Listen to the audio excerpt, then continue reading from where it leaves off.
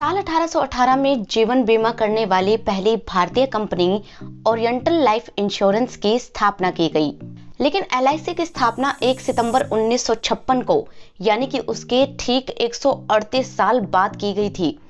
उस वक्त की छोटी बड़ी 245 कंपनियों को एक साथ मिलाकर एलआईसी को बनाया गया।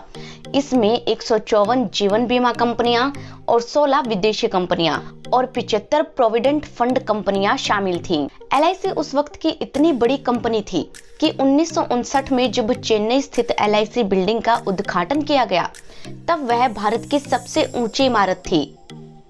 एलआईसी का स्लोगन है योगक्षेमम वहाम्यहम्।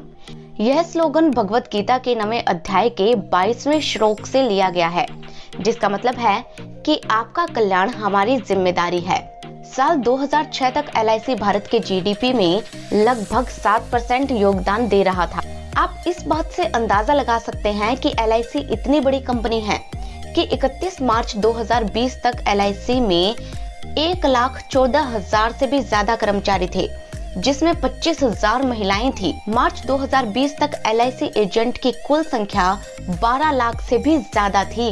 क्या आप जानते हैं कि नियम के मुताबिक कोई भी इंश्योरेंस कंपनी किसी दूसरी कंपनी में 15% से ज्यादा की स्टेक नहीं रख सकती, लेकिन ऐसे में भी एलआईसी इकलौती कंपनी है जिसके पास आईडीबीआई बैंक में 51% से भी ज्यादा की हिस्सेदारी है। ये भारत की एकमात्र ऐसी बीमा कंपनी है जो किसी बैंक की मालिक है। आपको पता ही होगा कि साल 2019 में मिडिल ईस्ट की कंपनी सऊदी अरब आरामको का आईपीओ आया था और वह आईपीओ आज तक के इतिहास में सबसे बड़ा आईपीओ था। एलआईसी के ऑफरिंग स्केल और ओनरशिप स्ट्रक्चर के कारण इसे इंडिया का आरामको मोमेंट भी कहा जा रहा है।